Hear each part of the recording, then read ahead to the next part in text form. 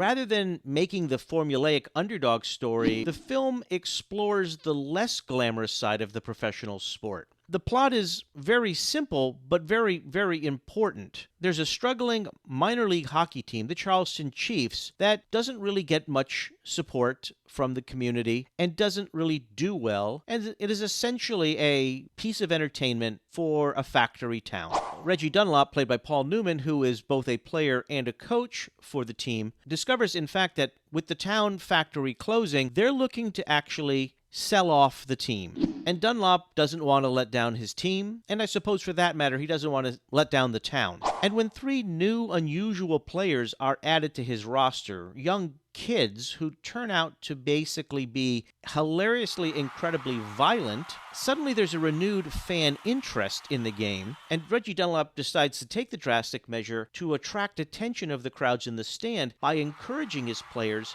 to engage in goon behavior. In other words, fights on the ice, becoming more aggressive and more combative. Now, his plan works as the team does become more and more popular to the community, but ultimately, it's a little too late. As it turns out, he's trying to impress the owner not to sell, and the owner truthfully doesn't care, as she's just a housewife who owns a hockey team that means nothing to her. And so Reggie realizes that if they're going to go out, they might as well go out playing clean hockey and not goon hockey. However, the final championship game goes anything like you would expect in a sports underdog genre.